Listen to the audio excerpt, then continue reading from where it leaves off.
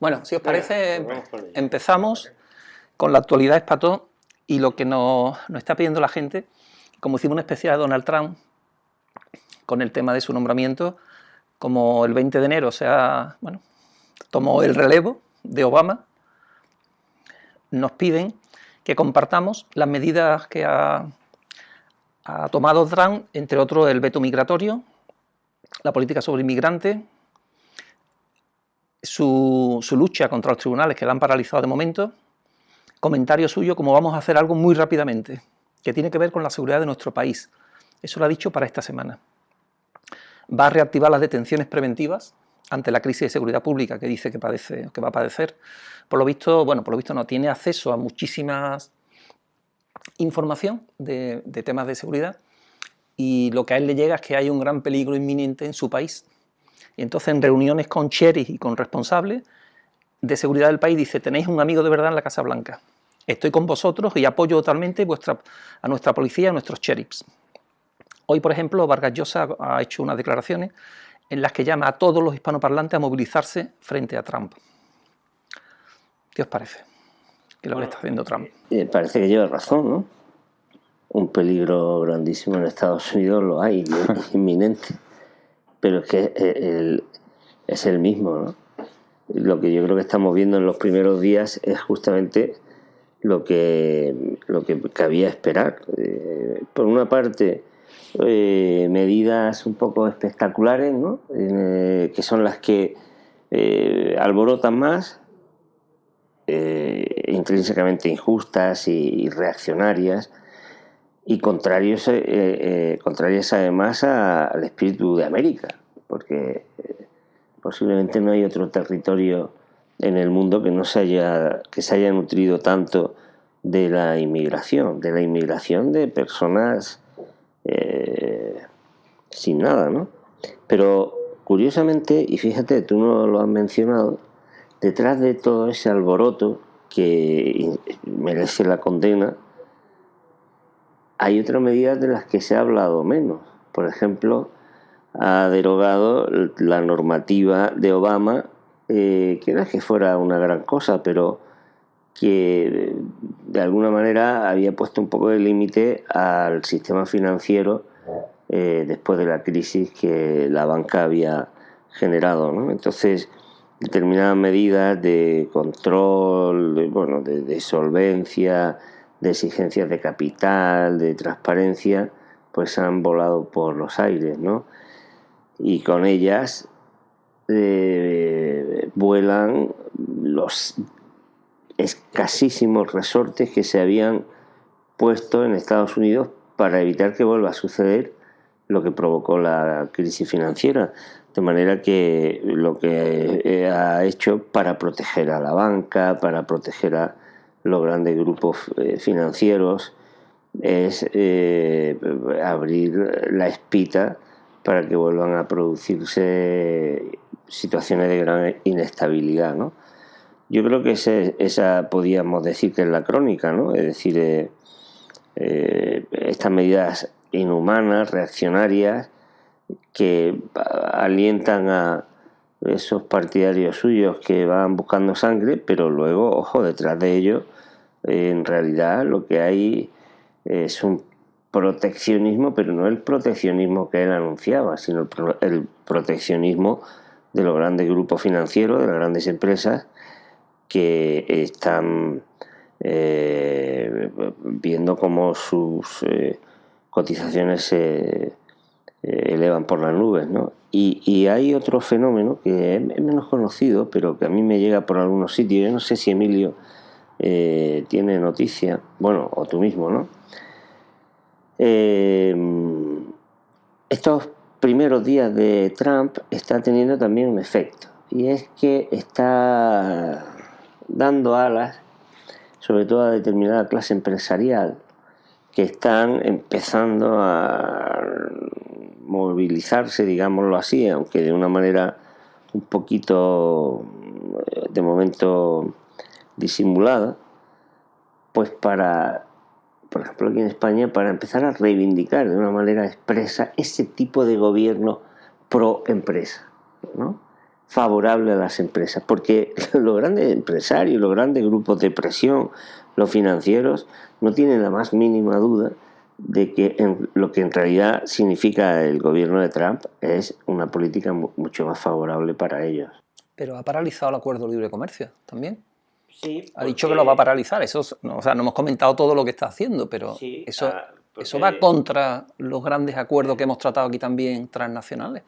Sí, con ventajas para las grandes transnacionales también europeas, que suponía una filosofía de globalización que él no comparte, porque en gran parte está lanzando esa idea de la protección de los intereses nacionales, pero ya veréis que no tardará mucho en lanzar la idea de un nuevo tipo de tratado de esa naturaleza, con la aparente reformulación de favorecer más a los intereses de Estados Unidos, pero no creo que tarde mucho en aparecer algo de eso, ¿no? En un río, en un océano, hay unas corrientes submarinas y unas corrientes de superficie. Cuando abordamos aquí, en esta misma tertulia, la victoria de Trump, en cuanto que se produjo, recuerdo que tú propusiste un especial precisamente dirigido a eso. El hilo conductor de la tertulia fue una pregunta que tú como moderador formulaste, y era si este señor es sistema o antisistema. Lo que hemos ido viendo, ahora Juan con las medidas que ha enunciado en la parte final de su exposición, ha puesto el dedo en la llaga, es de que antisistema nada. Es decir, lo que allí pudimos entrever de que esta persona, por mucho que aparentemente, ¿no?, pudiera parecer algo distinto en el sentido además más cerrado, ¿no?, más nauseabundo de la expresión, lo que está haciendo con sus políticas es precisamente seguir impulsando esa corriente que yo la llamo submarina, que compartía en aquel momento que no iba a ser distinto a lo que había habido con Obama, lo que había antes con Bush, porque simplemente esas personas no han llegado ahí para cambiar las cosas, han llegado ahí como productos y como resultado de ese sistema, y por tanto no van a hacer nada para ir en contra de ese sistema. Las medidas que estamos viendo en ese sentido van dirigidas a ello. Y además son medidas que, incluso desde el punto de vista del sentido común, aunque aplicar ahí el sentido común es de estúpido, parecen absolutamente absurdas, en cuanto a que parece que el sistema no termina de aprender de sus propios errores y de sus propios fallos, ¿no? El tener un mínimo, ¿no?, de alerta, un mínimo de dispositivos de seguridad, ¿no?, para evitar crisis como la financiera que vivimos a partir del año 2007-2008, parece que es de sentido común, y lo que se está haciendo es que lo poquito que Obama había simplemente allí puesto, ese tipo de medidas pues se han desmantelado. Por tanto, en lo que es la corriente profunda, lo que estamos comprobando es que simplemente pues la corriente profunda es la misma. Y en cuanto a la corriente en superficie, ahí sí ha habido diferencias que estaban ya presentes en su discurso, un discurso beligerante, un discurso de un nivel de exclusión que incluso el propio Bush, no digamos ya Obama, que era mucho más moderado al respecto, ¿no?, que el propio Bush no había alcanzado. Y recuerdo que en aquel programa comentábamos que lo que estaba expresando con esos argumentos que ahora empieza a expresar en determinadas medidas no es nada distinto al sistema, sino todo lo contrario, es la quinta esencia del sistema. Que incluso eso podría ser lo que no le gustaba a alguna gente del sistema porque fuera tan claro, es decir, porque pusiera tan maravillosamente de manifiesto lo que el sistema quiere. Y claro, el sistema lo que tiene es una lógica que, por llamarlo de una forma fina y elegante, es un enorme egocentrismo. Todo encerrado en uno mismo, todo encerrado en ti, el individualismo en el sentido más peyorativo del término, no en lo grande y en lo maravilloso que el individualismo también tiene, y a partir de ahí la exclusión, la separación, el conflicto, la xenofobia, la controversia, las posiciones absolutamente encerradas de uno frente a los demás, y las medidas que está tomando van en ese sentido.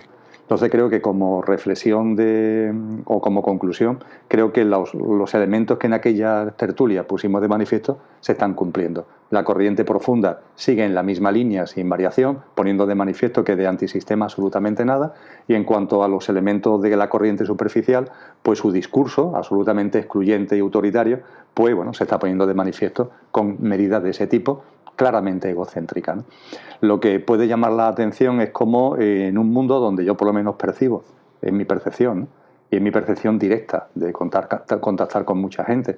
La conciencia egocéntrica está siendo dejada atrás cada vez por más gente, cada vez son más las personas que empiezan a tener una visión de la vida distinta con relación a los demás seres humanos, distinta con relación a la naturaleza, distinta con relación a la tierra, es decir, la conciencia que ese gran místico contemporáneo que es Willy Jigger, ¿no?, este monje benedictino que ha hecho tanto por el Zen en Europa, pues llama a la conciencia transpersonal, el saltar un poco por ese sujeto, ¿no?, y empezar a ver las cosas con una perspectiva más amplia, que mientras que en el mundo esa corriente transpersonal adquiere cada vez más protagonismo, da la sensación de que el ámbito de la política, y en particular un país tan importante y un puesto tan importante como es la presidencia de los Estados Unidos, pues va en dirección totalmente opuesta, ¿no? Eso quizás sí lo remarco porque llama la atención. Preparando esta noticia hoy, he leído un artículo que me ha llamado la atención. Y el artículo se titula ¿Quién será el tercero en decirle no a la élite? Dice: el primero en decirle no a la élite fue el pueblo inglés con el triunfo del Brexit. El segundo, no de la gente también, ha sido la elección de Donald Trump. Y se preguntaba el artículo ¿quién podría ser el tercero en decirle no a la élite? Eso es el artículo, no es que estemos de acuerdo, ¿no? Y se me vino a mí a la cabeza el tema del Vaticano.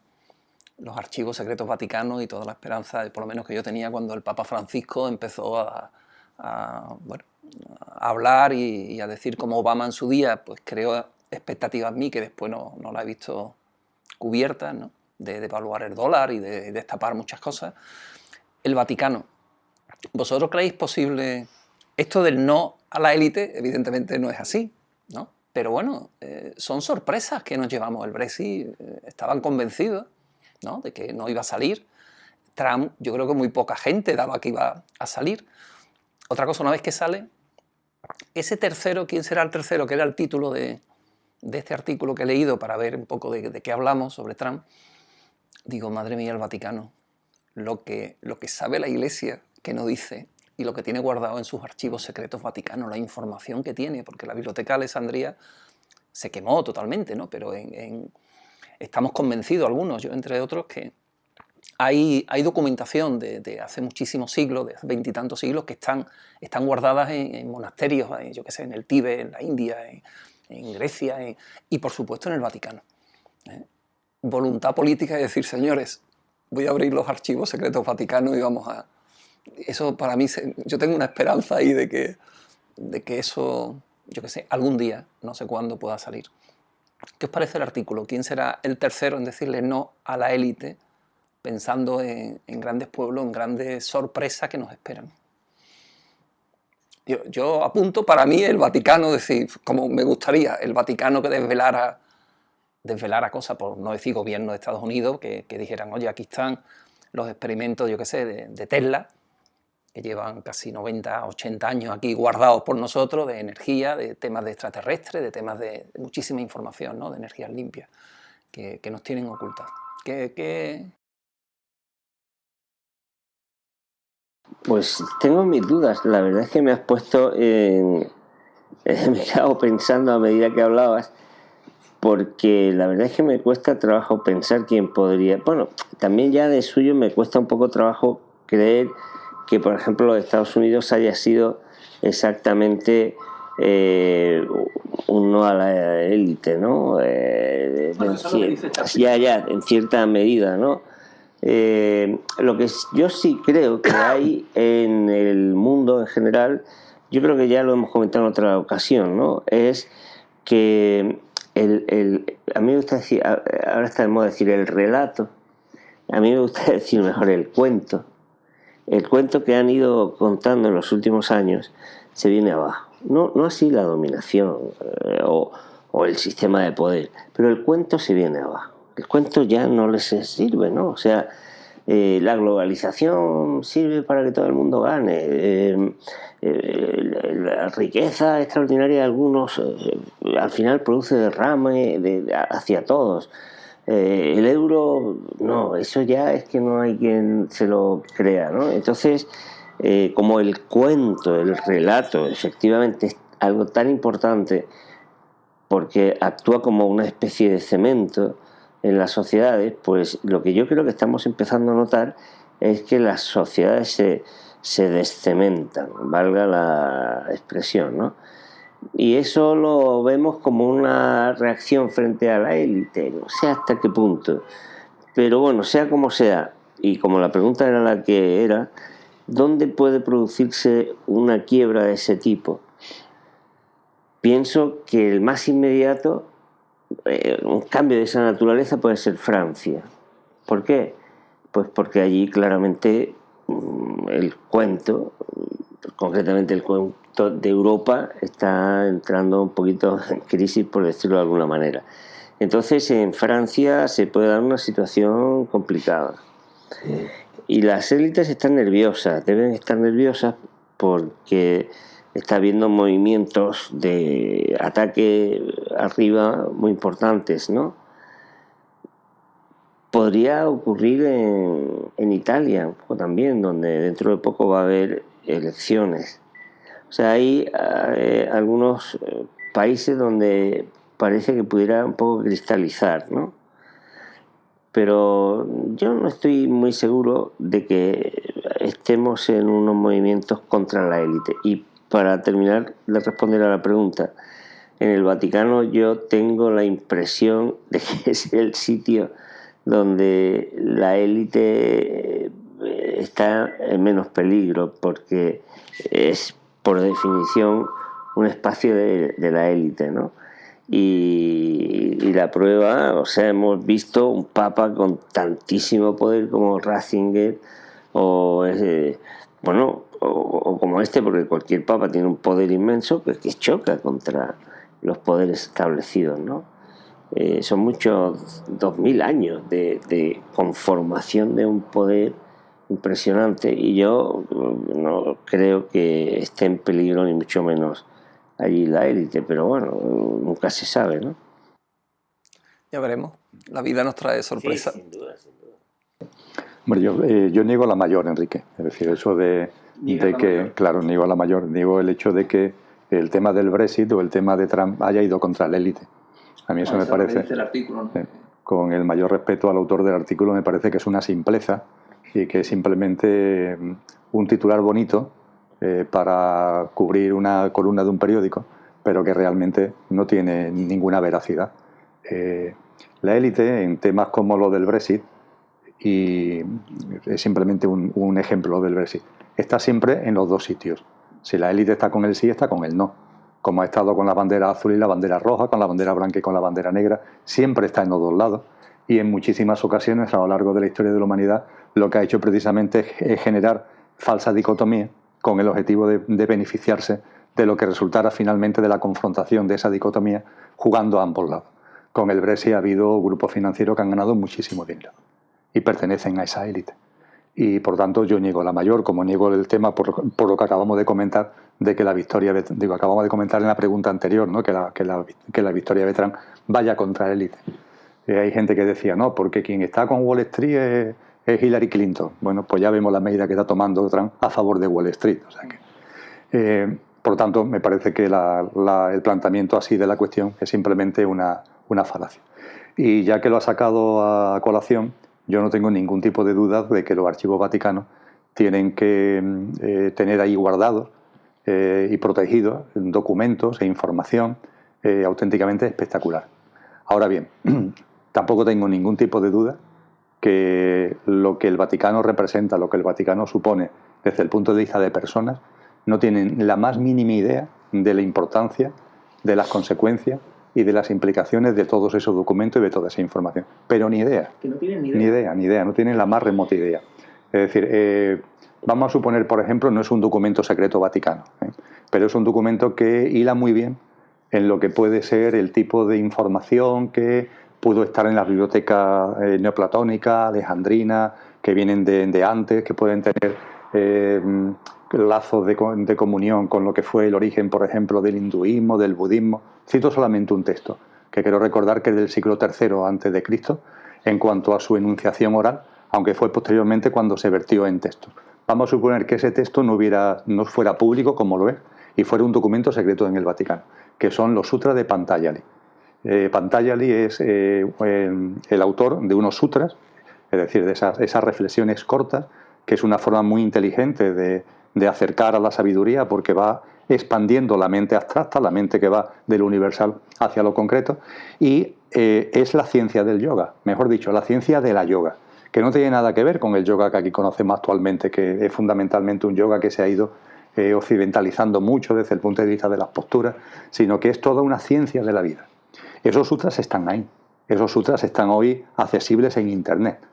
No están en los documentos secretos vaticanos. Pero insisto, suponiendo que estuvieran en los documentos secretos vaticanos, es que la gente que está en el Vaticano no tendría ni idea de lo que significan esos sutras, porque en su estado de conciencia, en su evolución espiritual, en lo que desde el punto de vista en conciencia y espíritu hay que tener para entenderlo, pues no lo tiene. Con lo cual yo no tengo ningún tipo de duda que ahí están almacenando un montón de cosas, pero que eso lo estén almacenando porque no quieren que la gente se entere. No, no. Yo creo que lo tienen ahí almacenado más que nada porque pueden suponer que a lo mejor hay gente que a lo mejor entiende lo que ellos no pueden entender acerca de esos documentos. Entonces yo creo que afortunadamente ha habido gente a lo largo de la historia de la humanidad que han puesto a nuestra disposición toda la información, no digo los documentos exactos, pero todo el trasfondo de sabiduría que pueden estar guardados en esos documentos. Y por tanto no cabe ni sería lógico que dijéramos, no, es que hay una parte de información, una parte de sabiduría que la humanidad a lo largo de su historia ha llegado y que tienen oculta. Eso no es verdad. Esa sabiduría está ahí. Y el problema es que cada uno de nosotros tenemos que hacer lo que está en nuestra mano para acceder a ella. La lectura de los filósofos griegos, pongamos por caso, es un tema que la mayoría tenemos pendiente. Y yo no tengo ningún tipo de duda que todos los grandes secretos que la humanidad busca desesperadamente están en las obras de los filósofos griegos.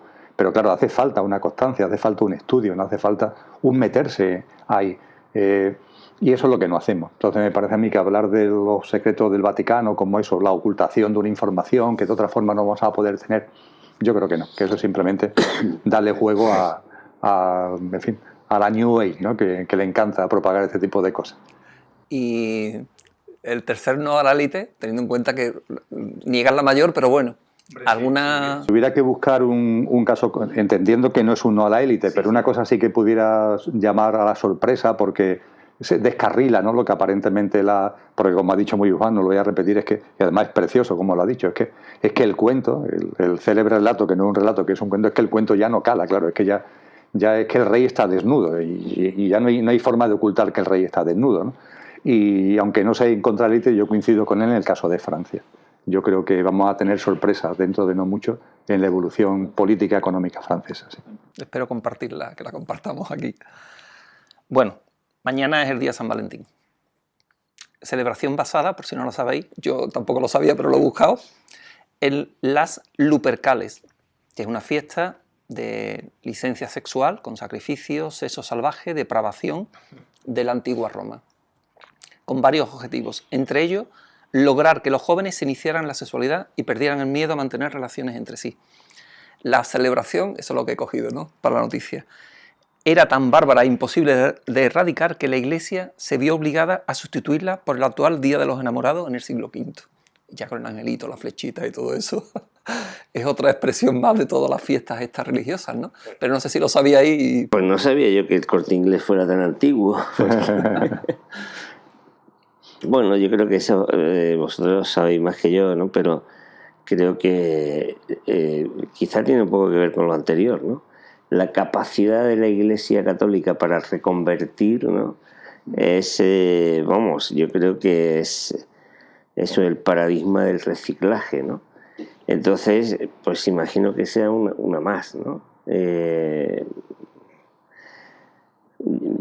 Yo pensaba francamente que era algo más reciente, ¿no? Y que tiene que ver con esta necesidad de generar una especie de iconos para la diversión, ¿no? Porque joder, uno se puede plantear si tiene sentido, es decir, el Día del Medio Ambiente.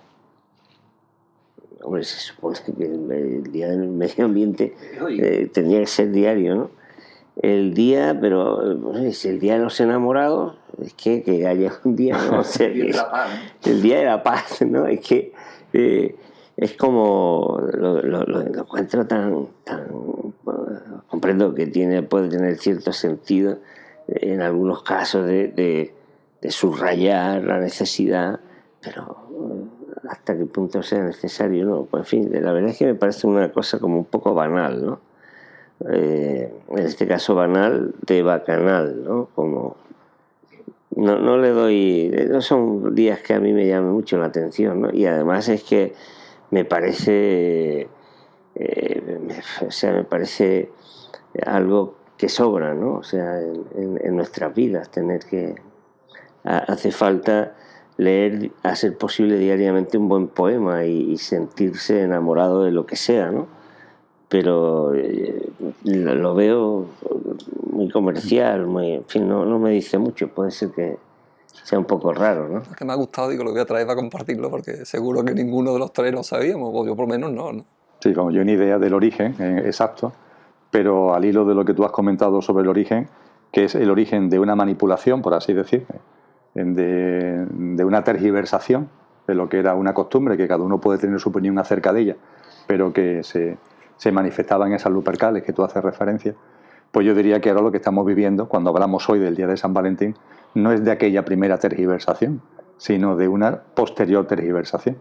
La Iglesia Católica tergiversó la festividad romana y ahora el consumismo, la sociedad de consumo, ha tergiversado la festividad católica, en cuanto a que lo ha llevado a un sitio, lo ha llevado a un lugar que seguro que no estaba ni mucho menos previsto en el siglo V, cuando hicieron aquella transfiguración, aquella transformación de la fiesta romana.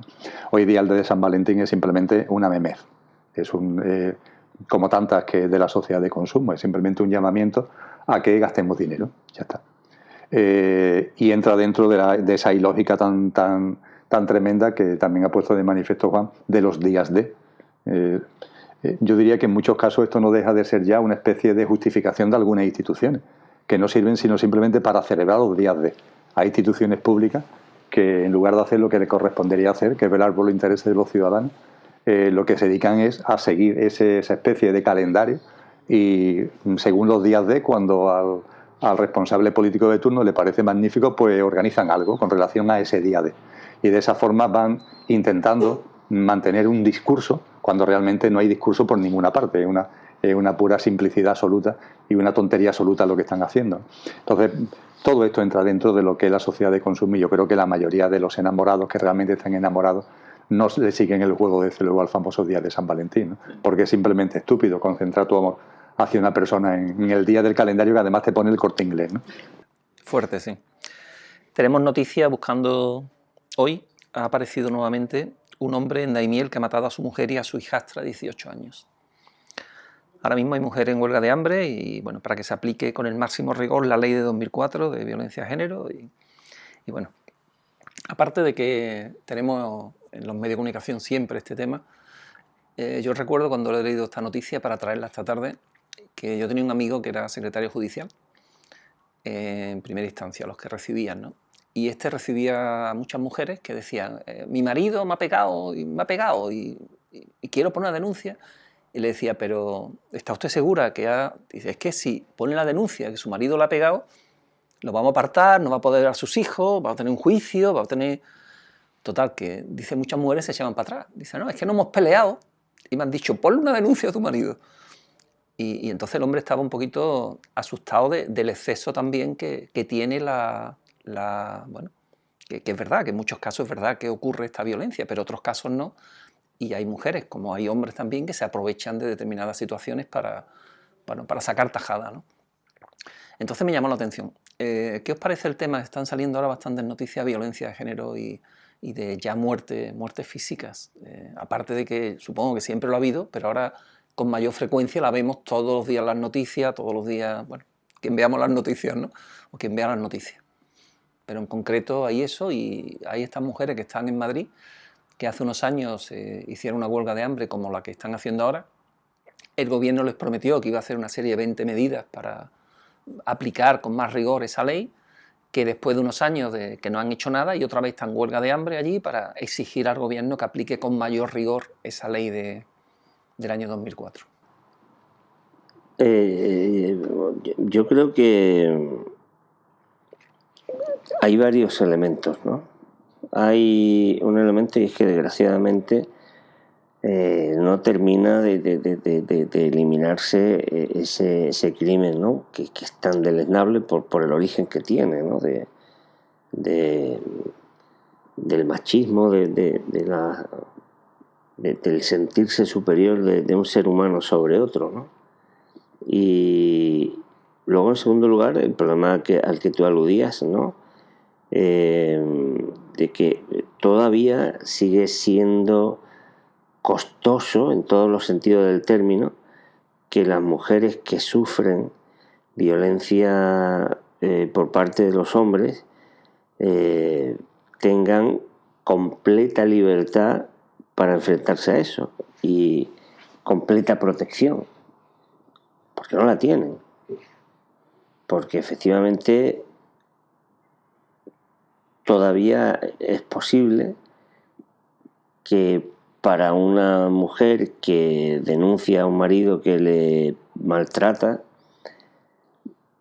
le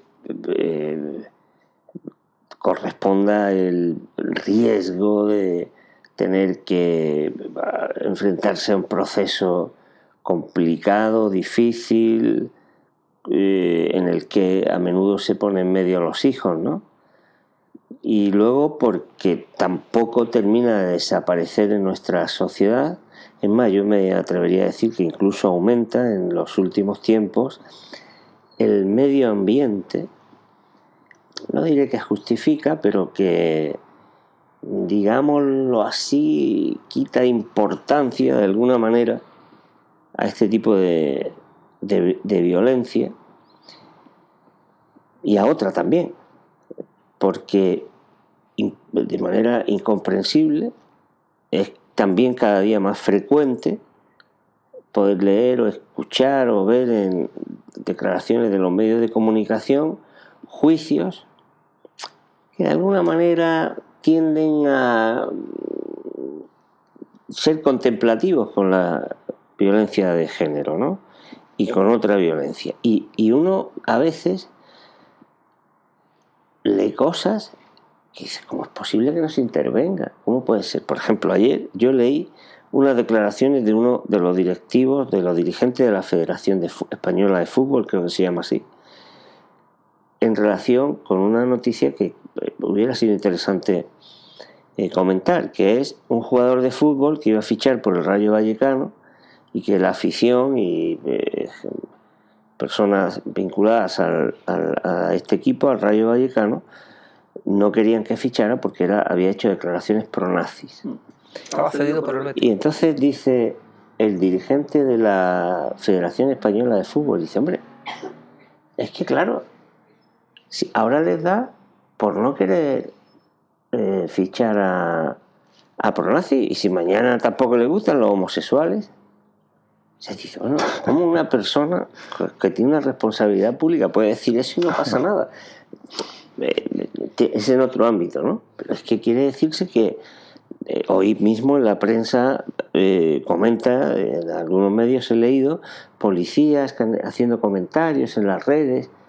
En las redes es súper habitual encontrar comentarios que unas veces los justifican, otras veces generan violencia contra mujeres y no se persigue este asunto. Y luego, ya termino, pues que ocurre que cuando se han puesto en marcha leyes importantes contra la violencia de género, buscando un tratamiento integral de este problema, que es la única manera de combatirlo, como todos los problemas complejos, pues prácticamente nacieron sin los recursos, sin los medios para poder ser eficaces, ¿no? Entonces estamos hablando de doblar y de presupuesto de defensa y de tal y de cual, pero luego resulta que no hay medios materiales para combatir la violencia de género y tampoco hay medios digamos culturales que se pongan en marcha para hacer frente a eso, ¿no? O sea que es que en realidad esto nos sorprende porque seguimos viviendo en una sociedad en donde una parte relativamente importante de ella, jueces por ejemplo, bien niegan el problema como tal, le quitan importancia incluso llegan a ser, no digo cómplices, pero al menos bastante contemplativos a la hora de enfrentarse al problema, ¿no? Entonces yo creo que lo mismo que es un problema de origen complejo, pues también se explica que siga padeciéndose por un cúmulo de circunstancias, pero que es tremendo. O sea, es que casi no pasa un día, ¿no? Sin que nos enteremos, ¿no? Porque luego están... y claro, mientras siga existiendo discriminación en la sociedad, mientras la desigualdad entre hombres y mujeres, o sea, mientras haya obispos que tienen la cara dura, tienen la desfachatez de hacer las declaraciones que hace sin que no se caigan los cimientos de donde pisan, pues habrá gente que se tome el gato por liebre y que se tome las cosas de la manera en que se las está. Es que la violencia, yo creo que lo hemos comentado en otra ocasión, la violencia es una planta que crece y que se ha plantado, o sea, no surge de pronto la violencia entre mujeres, de hombres sobre las mujeres, pero en general, en los colegios, en la vida familiar, en los campos de fútbol, eso se siembra.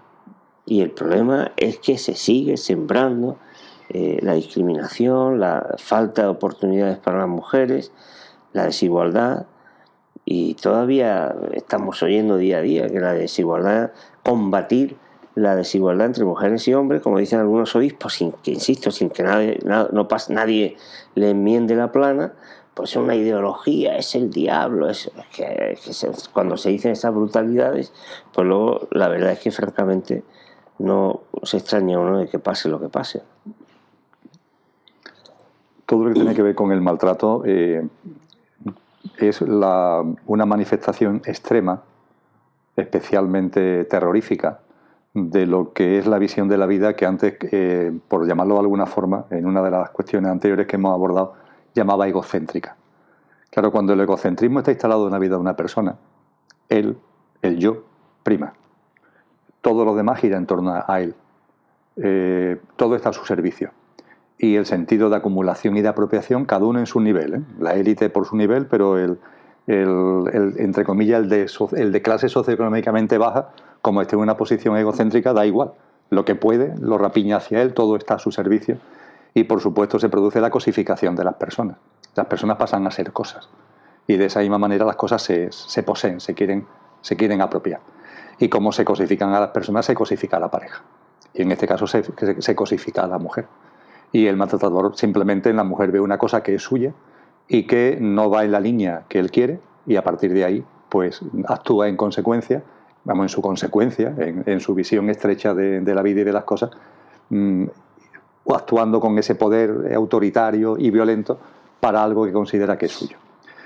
Esta percepción egocéntrica parece, y digo parece porque mi fuente de información no es un estudio analítico perfecto, sino que es simplemente lo que puedo hablar con jóvenes, fundamentalmente los que tengo ocasión de conocer en las clases que doy de espiritualidad, ¿no?, en la universidad. Lo que me dicen es que esto, en lugar de estar desapareciendo, se mantiene entre los jóvenes. Lo cual, cuando yo he empezado a tener conocimiento de esto, por lo que me cuentan, la verdad es que me ha costado trabajo digerirlo, ¿no? Oye, esto puede ser así. Porque yo en un momento determinado, lo confieso, hace años, podía pensar que esto del maltrato iría decayendo como consecuencia de que, bueno, hay una sociedad, entre comillas, nueva, nuevos hábitos, donde ya la mujer va tomando su sitio en la sociedad, y que esto era un poco de reminiscencia de una visión antigua que todavía se mantenía en determinadas personas, pero que tendía a ir desapareciendo. Pero lo que estamos viendo es que no. Y lo que me comentan estos jóvenes, la verdad es que es francamente para subrayarlo, ¿no? Sí. Que esto no solamente no desaparece, sino que se mantiene, y parece que incluso se incrementa en el trato de parejas jóvenes que no llegan, entre comillas, a salir en los periódicos, ¿no? Pero en el comportamiento cotidiano hay un enorme autoritarismo y un enorme machismo de él sobre ella. Que eso sea así, lo que nos está poniendo en evidencia es que algo, que no es ninguna sorpresa, lo sabemos los tres muy bien, algo muy gordo está fallando, ¿no? Y lo que está fallando es la educación. La educación en el sentido legítimo de la expresión, ¿no? El sistema educativo es un sistema que hace agua por todas partes, es un sistema que de educativo, desgraciadamente, cada vez tiene menos, y que no sirve ni siquiera para aportar algunos elementos de un equilibrio y de una armonía mínima en un tema tan primario como el que estamos comentando, ¿no? Ni siquiera para eso, no digamos ya para otros menesteres, ¿no? Ni siquiera para eso. Entonces, ahí es donde yo creo que hay que poner el dedo en la llaga, ¿no? Por supuesto que, ni que decir tiene, que suscribo absolutamente las movilizaciones que pueda haber para que estas normas que se apliquen y se apliquen de verdad, ¿no? Pero, claro, no es solamente un tema de las normas. El Poder Legislativo, el Poder Ejecutivo pueden dictar normas y aplicarlas, y tienen que aplicarlas, evidentemente. Pero, claro, cuando hay una especie de viento fuerte, ¿no? al que no se mira, al que se quiere mirar para otro lado, ¿no? Las velas que tú vayas poniendo e intentar enderezarlas, bueno, está bien, ¿no?, que intentemos enderezarla, pero es una especie de esfuerzo baldío, porque hay una corriente muy gorda, muy fuerte, que es realmente en la que tenemos que actuar y en la que no se actúa, ¿no? Y es que yo estoy convencido que desde el punto de vista del sistema es que esto importa un bledo. Más allá de que algunos representantes, entre comillas, del sistema alcen la voz y se desgarren es que le importa un bledo. E incluso para el sistema este tipo de controversia, este tipo de conflicto, que la gente se pegue, que la gente se mate, viene bien, ¿no? Porque todo lo que sea distorsión, todo lo que sea turbulencia, todo lo que sea enfrentamiento, ellos viven de eso y es lo que precisamente intenta generar, ¿no? Y todo esto además tiene un elemento que no quiero dejar atrás, y también como consecuencia o como reflexión de mi absoluta incapacidad de análisis, y es que cuando empezaron a adoptarse ese tipo de medidas, en mi inocencia, yo podía pensar que pasado un tiempo estas medidas iban a dar resultados. Yo durante muchos años colaboré con Naciones Unidas, y Naciones Unidas hizo un cambio de paso en lo que son medidas de discriminación positiva hacia la mujer, en un cambio de paso que se concretó en un cambio de siglas. Las políticas propiciadas, los programas propiciados por Naciones Unidas durante un tiempo se basaban en una visión de las cosas que era la perspectiva WID, W-I-D, que viene a significar algo así como Women in Development, mujeres en desarrollo. Y bueno, se orientaron las medidas de discriminación positiva precisamente para posibilitar que la mujer fuera un elemento del desarrollo, no un elemento invisible como era hasta ahora, y para propiciar su posición en la sociedad, etcétera, etcétera. La propia Naciones Unidas vio que ese tipo de medidas de discriminación positiva tienen un tiempo de duración y que no se pueden mantener indefinidamente. Y en un momento concreto hizo un cambio, creo que fue a través de la conferencia de Copenhague, hizo un cambio donde de la perspectiva WID se pasó a la perspectiva GAD, que es Gender and Development. No Women in Development, no mujeres en el proceso de desarrollo, sino género y desarrollo. Lo que se quería poner de manifiesto para dar un salto en el sentido de que las medidas de discriminación positiva hay un momento determinado que tienen que ser reconducidas, porque si no pueden producir discriminación negativa, que lo que hace es alimentar precisamente el conflicto subyacente que ha llevado a la medida de discriminación positiva. Apunto esto desde el punto de vista de también de lo que mucha gente ha hablado con los tres. Tú has apuntado en tu intervención inicial en este punto o algo, de también los hombres, que hay mujeres que se están aprovechando de ese tipo de medidas a la hora de hacer denuncias que son falsas, como castigo, como consecuencia de procesos de separación, como por discusiones domésticas, sabiendo el poder que tiene ahora mismo en sus manos ante una denuncia de este tipo, que cuando menos conlleva que esa noche esa persona duerme en el calabozo. Eso no lo creen, o sea, eso, es prueba, como la policía dice que no hay quien se lo quite. Claro. Entonces, en mi ingenuidad, repito, y en mi incapacidad de análisis, hace un tiempo yo podía pensar que llegado un momento determinado estas medidas de discriminación positiva tendrían que ir siendo reconducidas, porque por un lado empezarían a dar resultados en lo que se buscaban y ya no se deberían alargar más para no tener impactos negativos desde la otra perspectiva. Y no, el tiempo ha ido pasando. Estas medidas de discriminación positiva siguen siendo absolutamente necesarias, por más que estén teniendo también impactos de los que acabo de hacer referencia, porque es que no están dando resultados.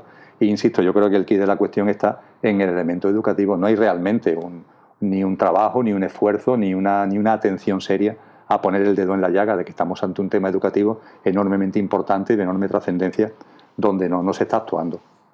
En las aulas no se está actuando, en los colegios no se está actuando, en los institutos no se está actuando, en la universidad no se está actuando. Hombre, yo solo te matizaría, no se está actuando lo suficiente. Lo suficiente. Porque hay mucha gente que hace un esfuerzo tremendo. Por supuesto. Maestras, maestros, profesoras. Hago mío el matiz, lo suficiente, pero sin duda ninguna. Es lo que tú dices, la violencia no es algo que aparezca, es una semilla que se planta y se riega y se cuida y se abona para que eso interesa. Hay gente que está interesada en que eso siga a todos los niveles, ¿no? y esto es una manifestación más. Una noticia que me llamó la atención hoy ha sido la que han imputado al exgobernador del Banco de España en el caso Bankia. No sé si tú lo has escuchado, que ha sido de hoy. Yo veo las noticias hoy, el día antes, o el mismo día que vemos o que grabamos este programa, ¿no? Y es con el tema del caso Bankia. Hubo una serie de inspectores del Banco de España que anunciaban que la salida a bolsa de Bankia era un disparate, que iba a costar 15.000 millones de euros, lo valoraron así, y que al final han sido 20 y tantos mil millones de euros, ha sido bastante más, ¿no? Pero que decían los inspectores que no, y el gobernador del Banco de España y otros de la CMMV, la Comisión Nacional de Mercados de Valores, y otros, pues hicieron caso omiso y sacaron.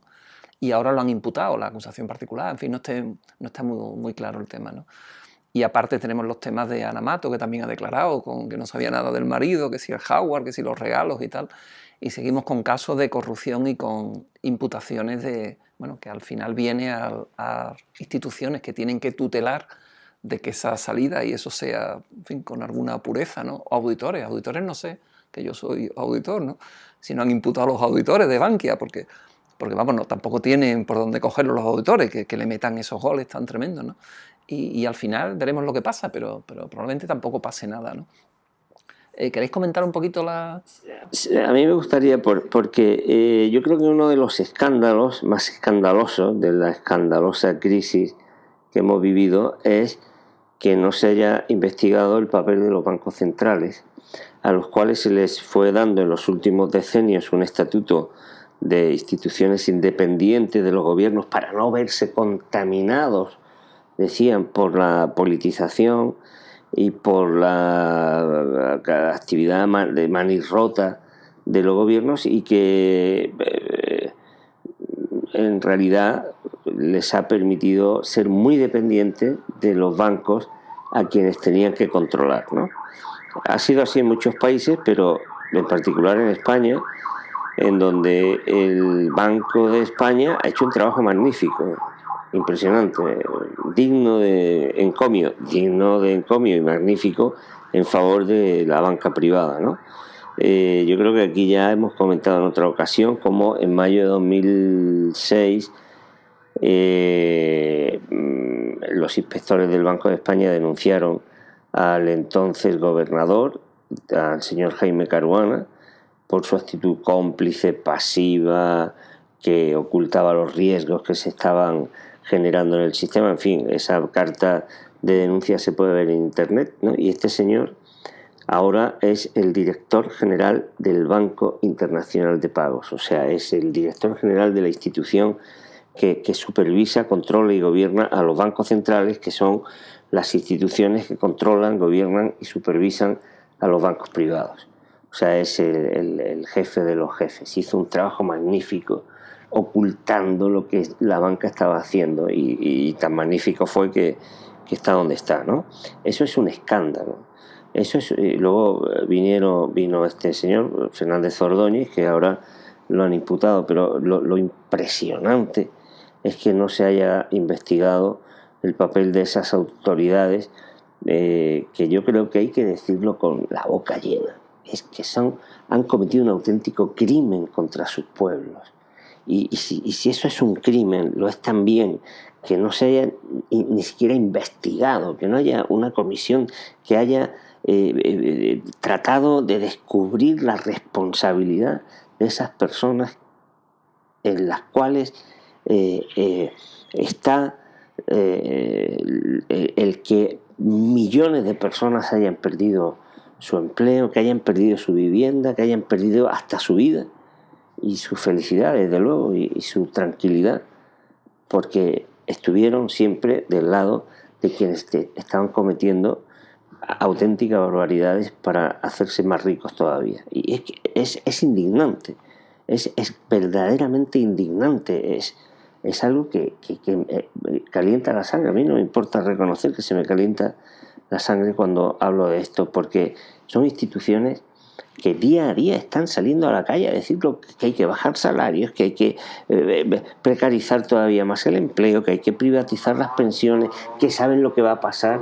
Es verdaderamente impresionante. Estos días atrás hemos sabido que en España algunos partidos políticos han propuesto que se cree una comisión de investigación, por fin, del Banco de España, y de la Comisión Nacional del Mercado de Valores. Yo me temo que eso no va a terminar en mucho, pero por lo menos me alegra de que se haya tomado esa medida, porque a mí me parece que es tan indignante su papel y es tan evidente su complicidad. O sea, es tan evidente como que uno propone carta de los inspectores del Banco de España en Google y aparece claramente esa carta de los inspectores denunciando a este señor que es el director general del Banco Internacional de Pagos. Y ahora pues lo hemos visto como la Comisión Nacional del Mercado de Valores actuó de manera tan, digámoslo así, regular cuando han salido a bolsa estas empresas. En fin, por lo menos aquí podemos... Pero no nos sorprende, Juan, esas cosas, ¿no? Que no nos sorprende, porque Draghi, fíjate el historial de Draghi con... Sí, pero... ¿Y dónde está? Sí, a mí no me sorprende, a mí me indigna, que es distinto. O sea, yo sorprendido no estoy. Yo estoy sorprendido, indignado bueno, rabioso, ¿no? Porque no me voy a poner a estas alturas de mi vida rabioso por nada. Y es una sensación, un sentimiento que evito y que no está dentro de mí, ¿no? Pero indignado, ¿no? No sorprendido, ¿no? O sea, es lo de siempre, pero que... Bueno, hay que seguir diciéndolo claramente y mirando a los ojos de quienes han hecho eso, no tienen vergüenza. Sí, sí, o sea, Mario Draghi, lo sabemos todo y lo hemos hablado aquí también hace tiempo, ¿no? El que trabajaba en la banca privada y que manipuló las cuentas de Grecia para acceder al euro y bueno, y presidente del Banco Central Europeo, ¿no? Y claro, cosas así, nuestro ministro de Hacienda estando en banca privada y en fin. No, y la prueba, perdona, y los gobernadores, subgobernadores, directivos del Banco de España y de otros bancos centrales que terminan su tarea allí, que se van a la banca privada. Eso es. Vienen de la banca privada, vuelven a la banca que privada. Que es blanco, lo da la vaca y lo meten en un tetrabric. O sea, es... Lo ponemos, lo sacamos, lo volvemos a sacar y que la gente toma conciencia. Bueno, el sacar esta noticia, Enrique, tiene la importancia de sacarlo en una tertulia consciente. Es decir, si no es una noticia que no hay que hacerle ni pajorero caso, en cuanto a que es una noticia claramente manipuladora de la opinión pública, claramente manipuladora. Y son actuaciones que el sistema promueve precisamente para equivocar, para confundir a la opinión pública.